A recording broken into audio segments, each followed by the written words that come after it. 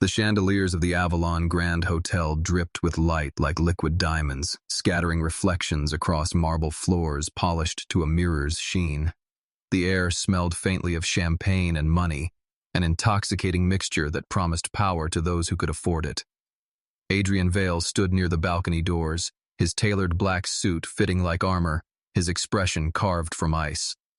Around him, investors laughed too loudly, their smiles too practiced. He nodded at all the right moments, said all the right words, but his eyes never warmed. He had built an empire from concrete and ambition, but somewhere along the way, he had forgotten how to feel anything at all. Across the room, Isla Moreno moved quietly among the guests, the medical badge clipped discreetly to her emerald dress. She wasn't meant to blend into such opulence. She was here on duty, not as part of this world.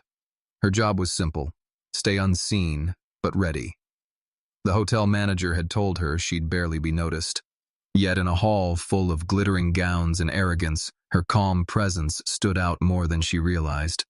She carried herself with quiet grace, her dark hair tied in a simple knot, her soft brown eyes alert but kind. It happened in seconds. A waiter passed through the crowd, balancing champagne on a silver tray. A man near the stage, Adrian's longtime business partner, Richard Hale, stumbled mid-sentence, his hand clutching his chest. The laughter around him faltered, replaced by gasps. Isla reacted before anyone else. Her heels clicked sharply as she dropped beside him, her voice steady. "Sir, can you hear me? Try to stay still." Panic rippled through the room. Adrian pushed through the circle of gawking guests, his expression tightening when he saw Richard pale and sweating on the floor. "Someone call an ambulance," he barked. "I already did," Isla said, pressing 2 fingers to Richard's neck, counting his pulse. "He's having an arrhythmia. I need to elevate his legs, now."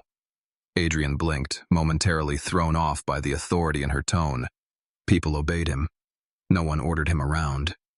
Yet this woman didn't even look at him as she worked, focused only on keeping his friend breathing. Within moments, she stabilized Richard's pulse, instructing 2 security guards to help keep the airway clear. By the time paramedics arrived, the crowd had begun whispering. Some clapped softly, impressed. Others filmed on their phones, eager for a headline.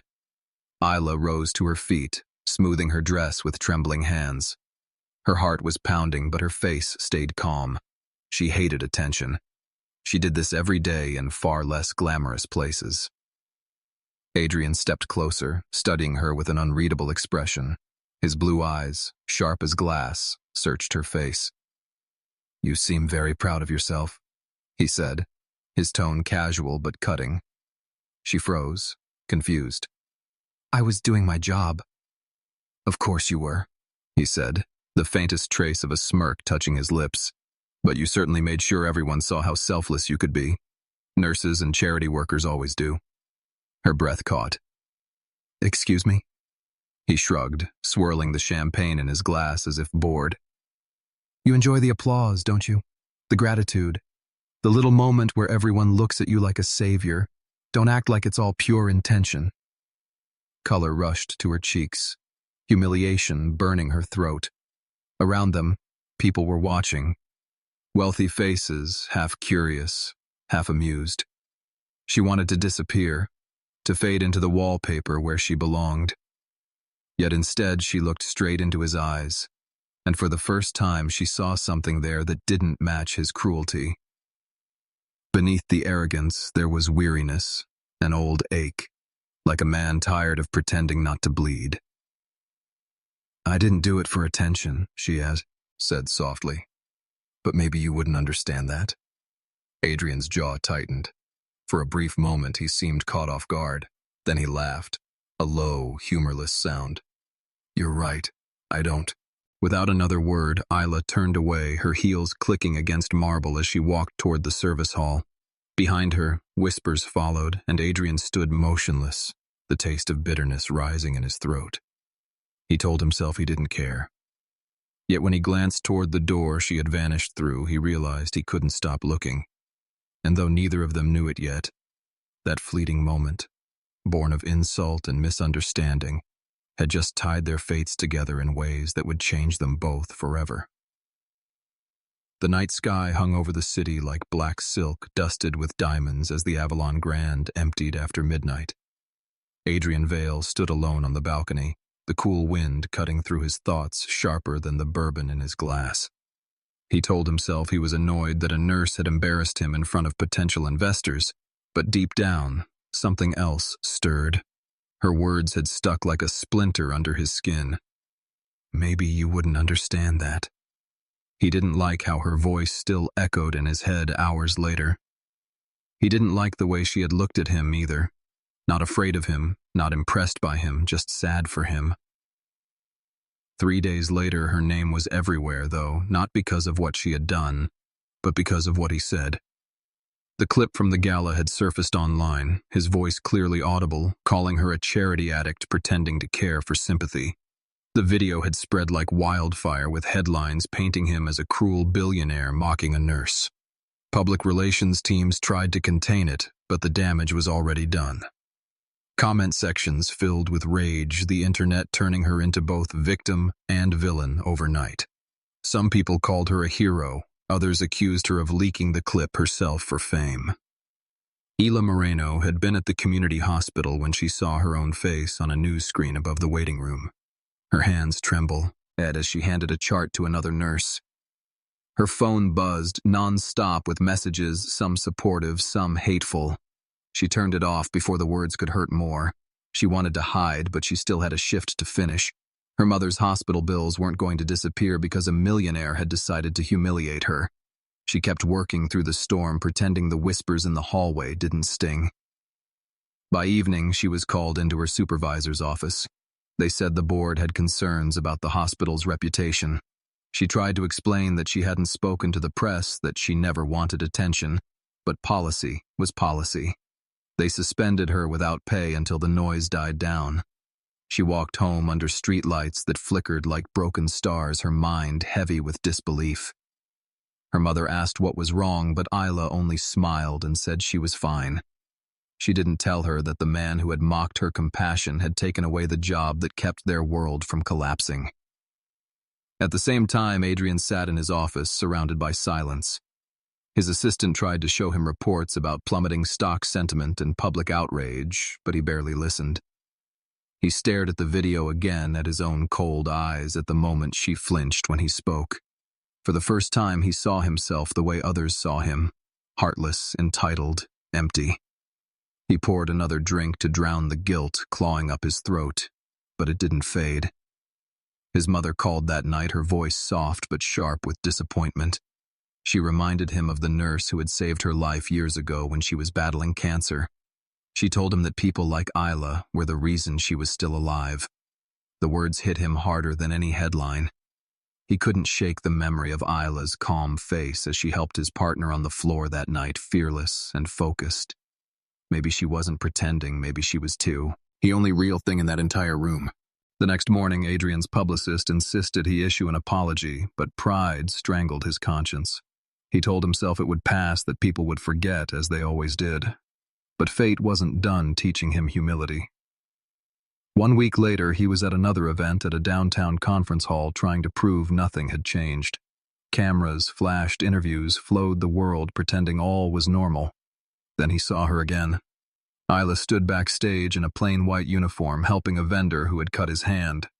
Her hair was tied back, her face pale from exhaustion, but her eyes were the same, steady and kind. Adrian froze, watching her wipe the man's blood with practiced calm. He should have looked away, but couldn't. She felt his gaze and turned slowly, meeting his eyes across the crowded room. There was no anger in her face, only quiet disappointment, the kind that burned deeper than hate. He took a step toward her, maybe to apologize, maybe just to speak, but someone nearby laughed, mentioning his viral video and how the nurse had probably enjoyed her 15 minutes of fame. Adrian joined the laughter to mask his shame. The sound echoed cruelly. Isla's expression hardened like a door closing for good. She turned her back on him without a word and walked away, leaving him standing there with a smile that felt like poison on his own lips. It wasn't until later that night that he realized the cameras had caught everything again. His laughter, his arrogance, his second chance ruined by pride. This time there would be no press release to save him, no excuse good enough. Somewhere deep inside him, a truth began to take root. He had mocked kindness twice. The next time fate crossed their paths, he knew it would not be merciful. The rain came down hard that night, washing the city in silver streaks, as if heaven itself was trying to clean the sins off its streets. The traffic lights blurred red and grars. In across Adrian Vale's windshield as he drove too fast through downtown, his thoughts chasing him faster than the storm. The scandal had destroyed his reputation, his investors wanted answers, and his name was trending again for all the wrong reasons. But none of that hurt as much as the memory of Isla Moreno turning her back on him, her silence colder than any insult he had ever received. He told himself she didn't matter yet. He couldn't stop seeing her face every time he closed his eyes. He didn't notice the slick turn until it was too late. The tires screamed against the pavement, the car spinning out of control before slamming into a metal barrier. The world shattered into glass and steel. The sound of crushing metal echoed into silence. For a few seconds there was nothing, just the smell of gasoline, the sting of blood, and the faint rhythm of rain hitting broken glass. When Adrian opened his eyes, he saw flashing red and blue lights painting the night in chaos. Paramedics rushed toward him, voices overlapping, but his head throbbed too much to make sense of the noise. His door wouldn't open. He tried to move, but pain exploded through his shoulder. Then through the haze he heard a familiar voice, calm, steady, cutting through the panic like sunlight through fog. "Hold on. I'm here. Stay still. You're bleeding too much." He blinked, trying to focus. The face leaning over him was the last one he expected to see. Isla Moreno soaked from the rain, her hair clinging to her cheeks, her eyes wide with controlled fear. She was wearing her emergency medic jacket, the same one he had mocked weeks ago. Fate, it seemed, had a cruel sense of humor. She reached into the car, pressing a gauze pad against the cut near his temple. Her voice was calm but firm as she gave orders to the other medics. For a man who commanded hundreds, she made him feel powerless in the best and worst way. He tried to speak, but his throat was dry. "You again," he whispered, his voice weak and broken. "Even fate doesn't want me free of you."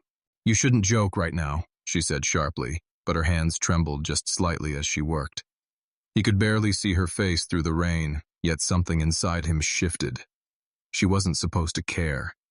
He had taken her dignity, her job, her peace, yet here she was saving him again. The world tilted around him, and for the first time in his life, he felt small. As they pulled him from the wreckage, his consciousness faded. The last thing he saw was her hand on his chest, steady and warm as she checked his pulse. Her touch felt like forgiveness he hadn't earned. Hours later, Adrian woke in a dim hospital room hooked to monitors that beeped like soft accusations. His body ached. His pride was gone, and sitting quietly near the foot of his bed was Isla. She wasn't supposed to be there. She had finished her shift but refused to leave until she knew he would make it through the night. "Why are you here?" he asked weakly, his voice rasping like sandpaper. "Because someone had to be," she said without looking at him. He watched her for a long moment.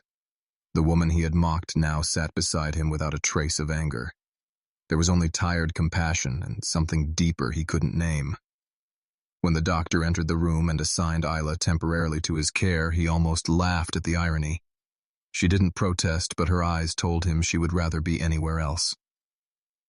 Days passed in uneasy silence. She checked his vitals, changed his bandages, and spoke only when necessary. But every time she looked at him, he saw the reflection of the man he had become, and it hurt more than any wound. One evening, as thunder rolled outside, Adrian tried to apologize. The words came out broken. "I never meant for things to go that far. I was just angry at the world and you were there." She didn't respond. She just kept writing on his chart, her face unreadable. Then she said quietly, "The problem isn't the world. Adrian, it's you." Her words hit harder than the crash itself. That night, after she left his room, he couldn't sleep. He stared at the rain sliding down the window like tears he refused to shed. For the first time in years, he felt fear not of losing money or status, but of losing the chance to be someone better before fate took everything away. Outside in the hallway, Isla paused before walking away. She pressed her hand to her chest, feeling her heart race, and whispered to herself that she didn't care. But deep down, she did. And that truth scared her more than anything else. Morning sunlight spilled through the hospital blinds, painting stripes of gold across the room where Adrian Vale lay staring at the ceiling. His body was healing, but his mind was a battlefield. The man who once stood at the top of New York's skyline now needed help to stand at all. The painkillers dulled the ache in his ribs, but not the sharper ache of shame that lived somewhere deeper. Every time the door opened, and Isla Moreno walked in with her clipboard. His heart stumbled like it had forgotten how to beat properly. She entered the room now with quiet footsteps. Her uniform pressed, her hair tied neatly, her face calm as always. She checked the monitors without meeting his eyes, her professional tone hiding something fragile underneath. He had watched her for days, trying to understand how she could remain so composed after everything he had done to her. The nurse he had mocked now had full control over his comfort, his pain, his every small progress. Fate had placed his redemption in her hands, and she didn't even seem to know it. Adrian tried to break the silence the way a drowning man breaks the surface. "You haven't said anything cruel in days," he said, forcing a weak smile. "I almost miss it." Her eyes flickered toward him just for a second. "I save my cruelty for people who deserve it," she replied softly, then turned back to the monitor. He let out a breath that felt too close to laughter and regret mixed together. Later that afternoon, physical therapy began. Isla supported his arm as he struggled to take his first steps since the accident. His legs trembled, his pride shattered with every shaky breath. She didn't pity him, she just guided him, patient and precise.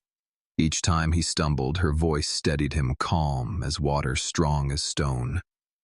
"Good, keep going, one more step." He wanted to hate the feeling of needing her, but he couldn't. Every touch of her hand burned through his arrogance. Every word from her lips peeled away another layer of the man he had built to hide the boy who once cared. At night he couldn't sleep. The machines hummed softly, and through the thin wall he could hear Isla talking quietly to another patient, a little boy afraid of needles. Her voice was gentle, like a melody she didn't know she was singing. For the first time in years, Adrian felt something real in his chest. It wasn't desire or guilt, it was a warmth that scared him more than either. Days turned into weeks, and his injuries began to heal, but his thoughts only grew heavier. He started asking about her during routine visits, small, harmless questions that carried too much weight. "Do you ever take a break? Do you have family here?" She answered carefully, never offering more than necessary. But one evening as she adjusted his bandage, her phone buzzed on the table and he caught a glimpse of her wallpaper.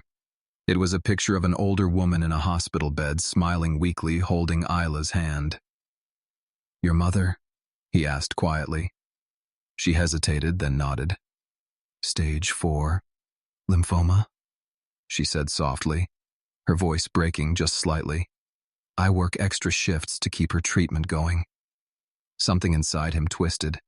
The nurse he had accused of pretending to care was the one keeping someone else alive through sheer will. The guilt hit him like a second crash. He wanted to say something kind, but his throat locked. Instead, he just whispered, "I'm sorry." She looked at him for a long moment.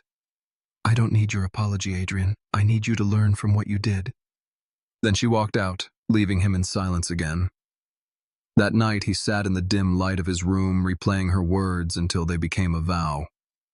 The next morning he asked his assistant to contact a medical foundation in secret. He used his own money to pay the pending balance of her mother's treatment under an anonymous name. It was the first selfless act he had done in years, and for once it felt right. But fate wasn't done testing him. A few days later, Isla found out someone had cleared her mother's bills completely. At first, she smiled, thinking maybe a miracle had happened. Then her heart froze when she saw a thank you letter addressed to the anonymous donor delivered to Adrian's room by mistake. She walked in, her hands trembling, her eyes blazing with hurt and pride. "You did this, didn't you?" she demanded. He tried to explain. "I just wanted to help." "No," she interrupted. "You wanted to fix what you broke with money. You think you can buy forgiveness the same way you buy everything else." Her words hit harder than any wound. She turned away, tears glinting in her eyes. "You don't understand, Adrian. I don't need saving, I just needed respect." As she walked out, his world went cold again. The monitors beeped softly, but to him it sounded like a countdown, a warning that he was running out of chances. For the first time, he realized that no amount of wealth could rebuild the bridge between them. He had to change, not to win her back, but to be worthy of standing in her light again. Outside the window, lightning flashed over the city, and Adrian closed his eyes, whispering to himself that tomorrow he would start over. Not as the man who mocked love, but as the man trying to learn how to deserve it. The storm rolled in before midnight, thunder echoing through the hospital halls like the heartbeat of something restless. Adrian Vale sat alone in his room, staring at the rain racing down the glass, his reflection faint against the darkness. Every drop that struck the window sounded like another memory of what he had broken. Isla had stopped speaking to him since the day she discovered what he had done for her mother. She still came in to check his vitals, but her words were clipped, her eyes unreadable. He could feel the distance between them like a locked door he didn't have the key for. He wanted to tell her the truth, that paying those bills wasn't about pride, it was about penance. He hadn't done it for recognition. He had done it because every night her voice haunted him, reminding him that compassion wasn't weakness, it was strength he had never possessed. But words felt too small for the weight of what he needed to say. That night, the hospital lost power for a moment, plunging everything into darkness. The generators kicked in seconds later, humming back to life, but the flicker of shadow left an unease in his chest. He tried to sleep, yet dreams kept pulling him into places he didn't want to visit. He saw the face of the woman he used to be engaged to years ago, Clara, a socialite who left him at the altar after he humiliated her during a public argument. He had told himself that betrayal had hardened him, but in truth, it had revealed what he really was, a man afraid to be human. The sound of hurried footsteps outside his door snapped him back to the present. Nurses were rushing past, whispering something about a critical patient in the emergency ward. Moments later, he saw Isla running down the corridor, her ponytail swaying, the urgency in her movement unmistakable. He called her name, but she didn't hear him.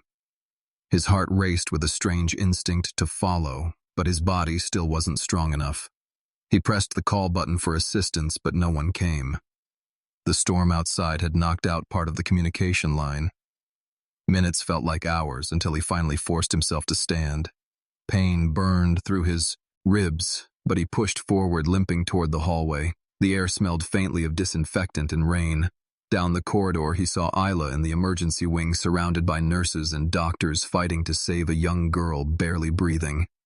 Her voice was calm but desperate as she performed chest compressions, sweat glistening on her forehead.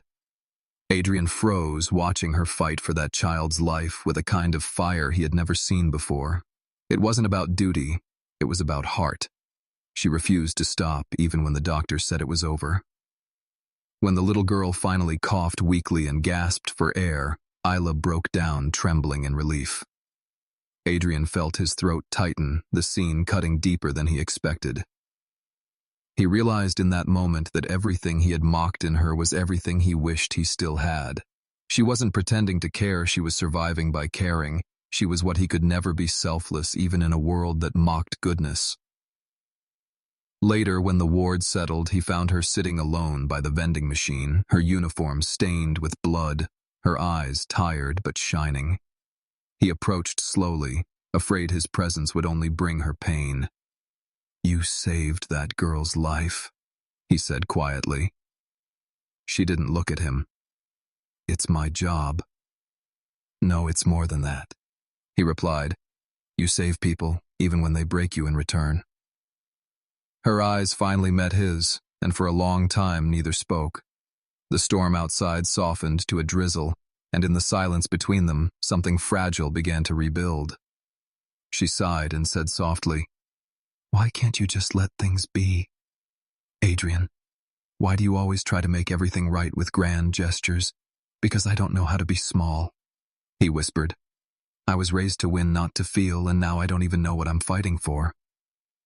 Her expression softened for the first time in weeks. "Maybe start by learning to lose," she said. When she left, he stood there for a long time, feeling the weight of her words. Lose what he asked himself, his pride, his image, his empire. Maybe all of it. Maybe that was the only way to finally become human again. Hours later, as the rain stopped and dawn began to bloom over the skyline, he made a call to his board of directors, telling them he would be stepping back from operations indefinitely. They thought he was losing his mind, but he felt strangely at peace. He knew what he needed to do next, and it wasn't about business. It was about redemption. In another room, Isla sat with her mother, holding her hand while she slept. She didn't know Adrian had given up his empire that morning, or that he had decided to dedicate everything he had left to building something that mattered. But she would soon find out, and when she did, fate would bring both of them face to face again, not as nurse and patient, but as two broken souls finally learning how to heal each other. The morning began with sunlight streaming through the blinds, but inside the hospital everything felt heavy, like the air carried secrets no one wanted to speak. Isla Moreno arrived early. Her eyes shadowed from sleepless nights. Her mother's condition had worsened, and she hadn't told anyone, not even Adrian. She couldn't. He had already done too much, and she refused to let him see her fall apart. She smiled through exhaustion, taking her shift as if nothing was wrong, hiding the tremor in her hands. Adrian watched her from his room, pretending to read the newspaper. He hadn't turned a page in 30 minutes. Since resigning from his company, he had started to change small things quietly. He spoke to patients in the corridor, donated anonymously to the children's ward, and even smiled at nurses who once feared him. But the one thing he couldn't fix was the distance between him and Isla. She had walls now, invisible ones, and every time he tried to reach her, she slipped further away. By noon, the hospital was buzzing with an unusual tension. An inspection team from the health ministry was visiting, and Isla had been assigned extra ROU, NDS. The workload, combined with worry for her mother, pushed her to the edge. Adrian noticed the faint sway in her step when she entered his room. Her lips were pale, her breathing shallow, but she forced a smile. "How are you feeling today?" she asked. Better, he lied. He could see she wasn't listening. Her eyes were unfocused, like she was somewhere else entirely. "You should rest," he said quietly. She ignored him and continued checking the monitor. When she bent to pick up a file, her knees gave out and she collapsed before he could reach her. Panic shot through him. He called for help, his voice breaking for the first time in years. Nurses rushed in as he knelt beside her unconscious form, shaking from the weight of his own helplessness. Hours later, Isla woke up in a hospital bed hooked to an IV. Her mother's doctor stood nearby, explaining that she had been pushing herself too hard, not eating, not sleeping. Stress and dehydration had nearly shut her body down. She nodded weakly, pretending she was fine. But when the doctor left, she saw Adrian standing in the doorway, eyes dark, hands clenched. "Why didn't you tell me?" he asked softly. "Because it's not your burden to carry," she whispered. He walked closer. "You once told me I don't understand compassion. Maybe not, but I'm trying. Don't shut me out." Her throat tightened. "You don't get to try when it's convenient, Adrian. Compassion isn't a project. It's a choice you make every day, even when no one is watching." He didn't argue. He just sat down beside her bed, and for the first time, he didn't speak, didn't try to fix anything. He simply stayed. The next few days were strange. The man who used to hide behind power now carried her lunch tray, adjusted her pillow, and sat quietly while she rested. The nurses whispered that Adrian Vale had changed. Some didn't believe it, but Isla did. She could see it in the way he moved slower now, more careful, as if every word and gesture was an apology he was still learning how to say. One night she woke to find him still sitting outside her door. He had fallen asleep in the chair, head tilted back, jacket draped over his shoulders. The sight of him there, unguarded and human, twisted something in her chest. She rose quietly and placed a blanket over him. For a long moment, she just watched him sleep. He stirred slightly and whispered her name, half in a dream. She froze, heart pounding.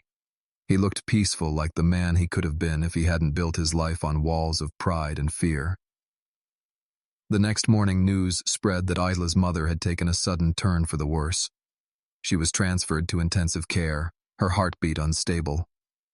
Isla tried to stay strong, but her voice cracked as she called for a priest.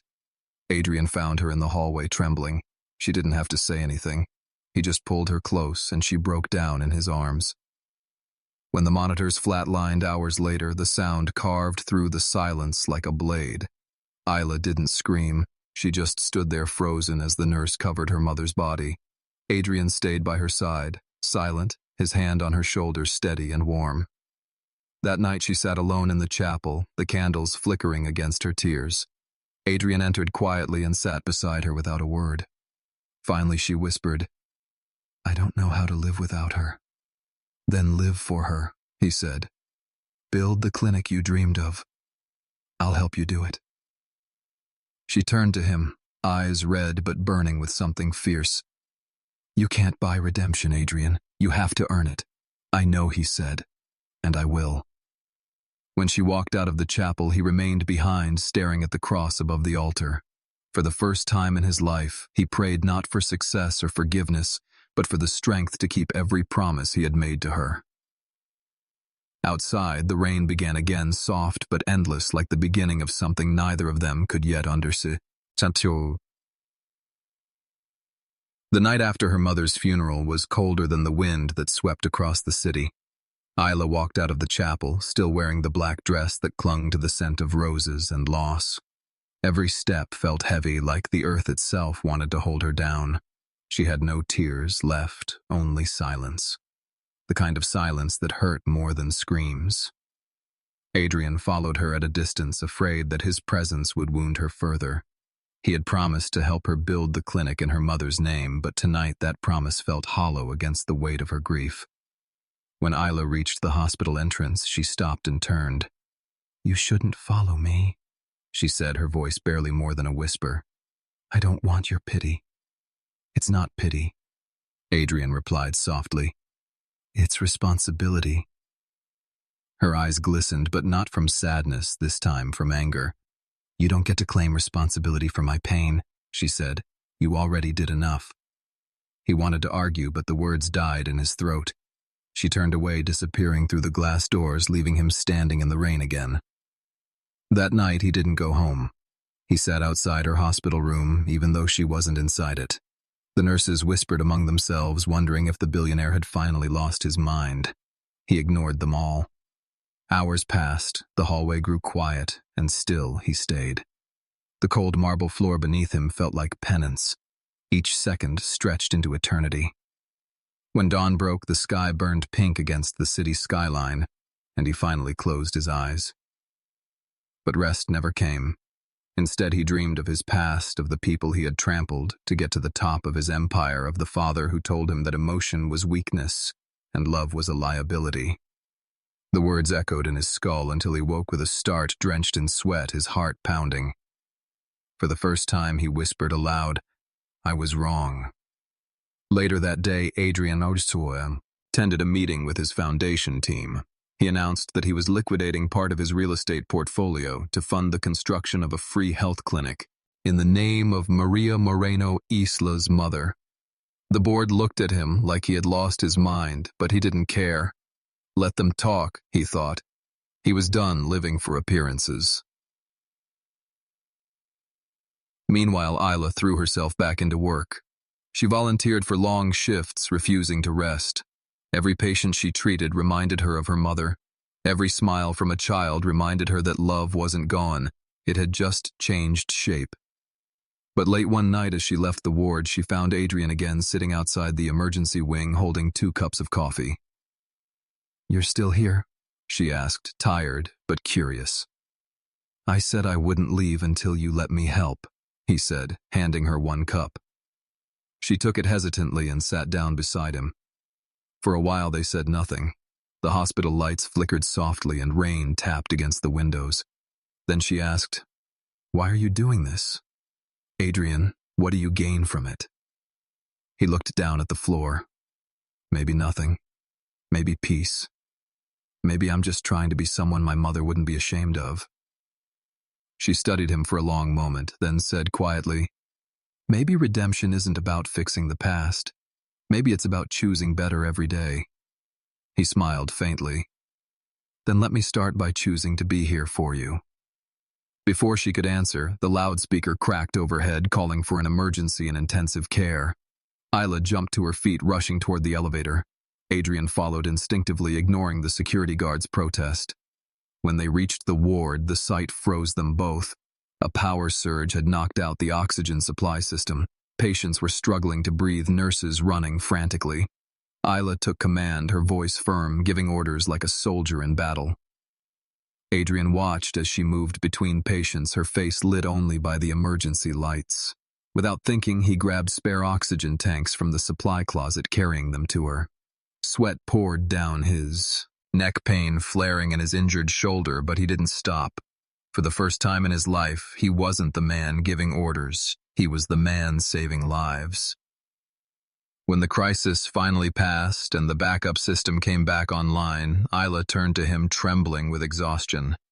"You shouldn't have been here. You're still healing," she said. "Maybe I'm finally learning how to heal the right way." He answered, his breath heavy but eyes steady.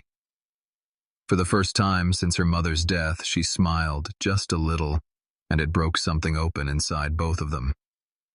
That night he stayed outside her ward again, not because guilt chained him there, but because love had finally taken root in the quiet place where pride used to live. As he drifted to sleep in the hallway, he realized the irony of it all. The man who once mocked compassion now found peace only when surrounded by it. And somewhere deep in the shadows of that hospital, two broken hearts began to beat in rhythm again, even if neither was ready to admit it yet. The night was quiet, but something in the air felt different, like the city itself was holding its breath. Adrian Vale had not left the hospital in days. Every evening he sat outside Isla's ward, reading reports on his phone, pretending it was business when really he was just waiting for the sound of her footsteps. The clinic project was underway. Construction teams hired architects, finalizing designs, but none of it mattered to him unless she approved. She was the only person whose opinion had started to matter in a world where everything else had lost meaning. Inside her room, Isla couldn't sleep. The memories of her mother's voice lingered like ghosts whispering through her dreams. Every time she closed her eyes, she saw her mother's smile fading beneath hospital lights. She sat up, pressed her palms together, and whispered to the empty room. "I'll make you proud, Mama." The words broke something in her chest. When she looked toward the doorway, she saw Adrian standing there with 2 cups of tea. "I didn't mean to intrude," he said softly. "I just thought you could use something warm." She hesitated but nodded. The warmth of the cup steadied her hands. "You shouldn't be here every night, Adrian. You have a life outside these walls." He smiled faintly, "Not anymore." Before she could respond, the hospital alarm blared, cutting through the silence. Red lights flashed down the corridor, a security guard running past yelling fire in the sub-level storage room. Smoke began to snake under the doors. Isla jumped to her feet, grabbing her emergency kit. Adrian followed her into the hall, the smell of burning wires thick in the air. The power flickered the emergency lights, casting everything in red shadows. Panic filled the corridor, patients coughing, nurses shouting orders. Isla moved through the chaos with calm precision, leading patients toward the exit. Adrian stayed behind, helping carry an old man down the stairs, his injured shoulder screaming in pain, but he didn't stop. Then a nurse shouted over the noise, "We're missing one child, the girl from room 212. Isla froze, remembering the small cancer patient she had treated earlier that day. Without hesitation, she turned back toward the smoke-filled hallway. Adrian caught her arm. "Isla, you can't breathe in there." Her eyes burned with determination. "She's scared, Adrian. She'll die alone." He saw something in her face, something fierce and unstoppable. Before he could argue, she was gone into the smoke. His heart hammered. Without thinking, he followed. Inside the corridor, the fire crackled, consuming everything in its path. The sprinklers had failed, water dripping uselessly from the ceiling. Isla found the little girl hiding under a bed, trembling. She pulled her close, covering her face with her own jacket. "It's okay, sweetie, I've got you." But as she turned to leave, a beam collapsed behind her, blocking the exit. She coughed, the smoke filling her lungs. Adrian appeared through the haze, eyes watering, clothes soaked from his sprinklers. He shouted her name, and when she didn't answer, he pushed through the flames. Isla looked up through the smoke just as he reached her. He lifted the beam with his good arm, pain flashing across his face, but he didn't let go until she crawled out, carrying the girl in her arms. Together they stumbled down the hall just as firefighters broke through the doors. Outside the building, chaos unfolded, sirens wailing, people crying. But all Adrian saw was Isla clutching the child, whispering, "It's over. You're safe now." She swayed on her feet, then collapsed into his arms. Hours later, she woke in the emergency unit, hooked to oxygen, her lungs bruised from the smoke. Adrian sat beside her, still wearing the same soot-covered clothes, his hand wrapped around hers. His eyes were red, not from the smoke, but from something deeper. "Why did you follow me?" she asked weakly. "Because I couldn't lose you too," he said quietly. For a long moment, neither spoke. The beeping of the monitors filled the silence. Then Isla noticed a folded paper on the table beside her bed. It was her handwriting, but she didn't remember writing it. Adrian handed it to her. "I found this in your locker." He said I wasn't supposed to read it, but I did. She opened it slowly, realizing it was the letter she had written to her best friend weeks ago, the one she never sent. It said she forgave Adrian not because he deserved it, but because she refused to live a life poisoned by hate. Tears filled her eyes. "You read that?" He nodded, his voice shaking. "I didn't deserve your forgiveness, but it saved me anyway." The air between them grew heavy with everything unsaid. Then he whispered, "I'll never leave you alone again. Not in smoke, not in sorrow, not in anything." She looked at him through tears, and for the first time in months, she didn't feel alone. She saw not the man who mocked her, but the man who would walk through fire, just to make sure she survived it. Outside, the dawn broke over the horizon, washing the hospital in soft gold light. The fire was gone, but something new had been born in its ashes, a bond forged by pain, tested by flames, and strong enough to survive anything that came next. Morning light broke through the hospital windows, soft and golden, but inside everything still carried the scent of smoke and memory. Isla sat up slowly, her lungs still aching from the fire, her hands trembling as she tried to pour water from the jug beside her bed. The letter Adrian had read still lay folded on the table. She didn't know how to face him now, not after he had seen the piece of her heart she never meant to show. Outside her room, Adrian stood watching through the glass, his face pale from exhaustion. He hadn't slept since the fire. Reporters had camped outside the hospital, calling him a hero, the billionaire who risked his life to save patients. The headlines spread fast, but none of it mattered to him. He wasn't proud, he was haunted. Every time he closed his eyes, he saw Isla trapped in the smoke, her voice calling for help. He had sworn that if she lived, he would never waste another day pretending to be the man he used to be. He entered the room quietly, carrying a small box. She looked up, startled. "You should be resting," he said softly. "I could say the same to you," she replied, her voice hoarse. He smiled faintly and opened the box, revealing a silver pendant engraved with 2 names, Maria and Isla. "I had this made for the clinic," he said. "It's going to bear your mother's name, the Moreno Vale Community Health Center." She stared at him, tears filling her eyes. "You really built it." "The construction's almost done," he said. "I wanted it ready before you went back to work." Isla looked down, overwhelmed. "You don't have to keep proving yourself, Adrian." "Maybe not," he said quietly, "but I need to. Not for you, for me." Before she could respond, A nurse rushed in breathless.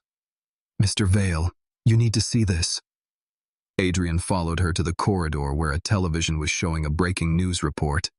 The anchor's voice was sharp as she spoke. Adrian Vale, former real estate magnate under investigation for alleged financial misconduct connected to the Vale Group. Anonymous sources claim donations to the new clinic may have been used to cover tax fraud. The words hit him like a physical blow. He turned to Isla, whose face had gone pale. "This is a lie," he said. "Someone's framing me." "Who would do that?" she asked. He knew the answer before she finished speaking. His former partner, Richard Hale, the man whose life Isla had saved the night they met.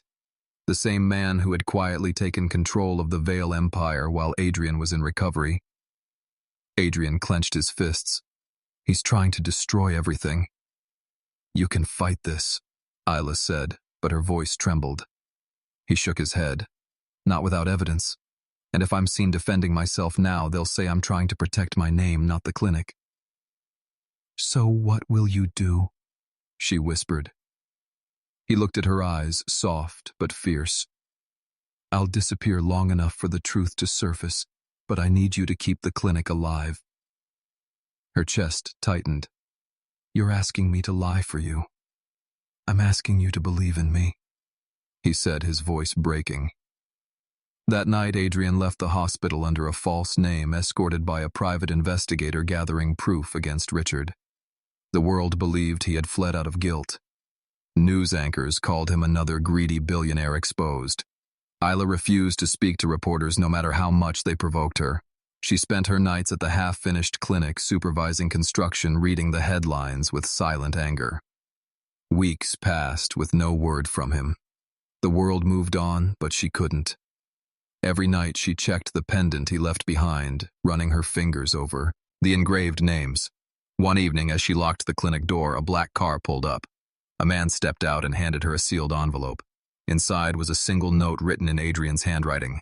"Truth always burns brighter than lies. When it's over, meet me where it began." Her pulse quickened. The Avalon Grand Hotel. The next day she went there, the same place where he once mocked her compassion, the same place where her humiliation had begun. The ballroom was empty except for him standing near the balcony, his clothes simple, his expression raw.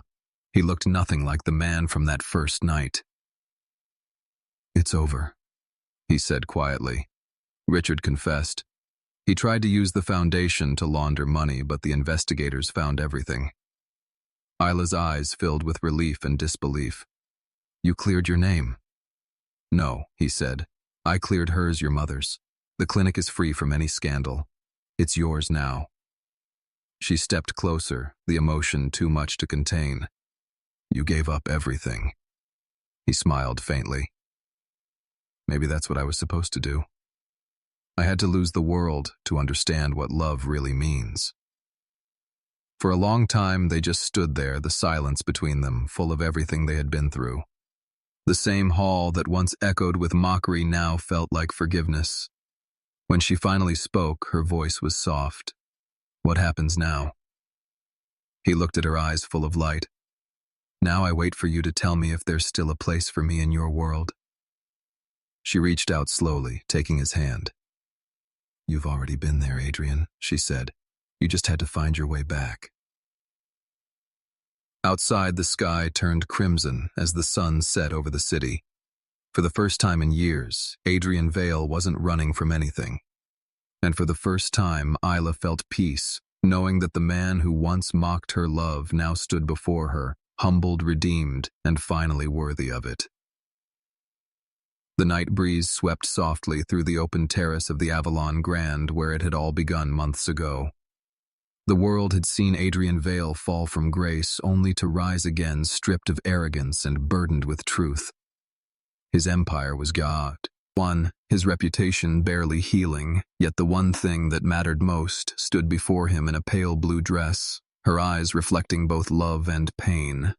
Isla had become the face of the new clinic, now thriving in the heart of the city, serving hundreds every week. Reporters called her the angel of the ward, but she knew the truth. Her strength had been built from the ruins of their shared mistakes and the love that had refused to die. Adrian watched her quietly that night while she stood on the terrace, phone pressed to her ear. She was talking to a patient's mother, arranging a free surgery, the kind of thing she did every day without hesitation. He marveled at her calm, at the light she carried even after everything. When she hung up, she found him still staring at her. "You always look at me like I'm going to vanish," she said softly. "Maybe I'm afraid you will," he replied. "You're not the same man who mocked me that night, Adrian." She said, "You found your soul again. But why do I feel you're still running from something?" He hesitated, then reached into his coat, pulling out a letter sealed with the insignia of Vale International. "This was delivered to me yesterday," he said. "It's from my board. They want me back as CEO." Her heart stopped. "You rebuilt everything." He shook his head slowly. "They're offering it because of what I did for the foundation. They say the world forgives a man who saves lives. But Isla, I can't decide if I want that life again." She stepped closer, the faint city lights painting her face in gold. "What are you afraid of?" "That I'll lose myself again," he said quietly. "That I'll forget what really matters and hurt you all over." "You won't," she said firmly. "You learned what love really costs, and now you know its worth." Before he could answer, a commotion erupted below, flashing lights and shouting reporters. A former contractor from the failed Hale projects had arrived, with documents accusing Adrian of orchestrating Richard's crimes. The crowd swarmed with cameras, hungry for another scandal. Adrian looked down from the terrace, jaw tightening. "They'll never let me live in peace," he said bitterly. "No matter what I do, the past will always chase me." Isla touched his arm, steady, calm. "Then let them chase shadows," she said. "We'll stand in the light." Her words hit something deep within him, stronger than any speech, stronger than redemption itself. Down below, the noise grew louder until security escorted the man away. His false papers exposed within minutes by the same investigators who had cleared Adrian before. The chaos faded as quickly as it began, leaving only the soft music of the gala drifting through the air. When the last flashbulb died, Adrian turned back to Isla. "You could have walked away after what I did," he said. "Why didn't you?" "Because love isn't about perfection," she said. "It's about presence. You came back, you stayed, and that's more than most hearts ever get." He reached out, taking her hand slowly. "Then let me prove it every day from now on. No more running, no more hiding. Just us and the life we build from what's left." She smiled, tears glistening in her eyes. "And if the world turns on you again," she whispered, "I'll still be here because I know who you are now." He leaned in, forehead resting gently against hers. "I never deserved your love, Isla, but I'll spend the rest of my life earning it." Weeks later, the clinic reopened under a new name, the Vale Moreno Center for Hope. Its entrance bore a small plaque dedicated to the night that had changed everything, to compassion that endures, to love that heals. Every evening after closing, Isla would find Adrian asleep outside one of the wards, curled up in a chair, waiting for her to finish rounds, just as he had done during her recovery months ago. The millionaire who once mocked love now found peace in silent halls, surrounded by lives he could finally save, not with money, but with heart. One rainy night, she woke him gently and whispered, "Come home, Adrian." He smiled, half awake, and whispered back, "I already am." In the soft hum of the hospital lights, their story found its ending, not in wealth or revenge, but in quiet redemption. The man who once measured life in profits now counted it in heartbeats, and the woman whose kindness had been mocked became his compass, his salvation, and his forever.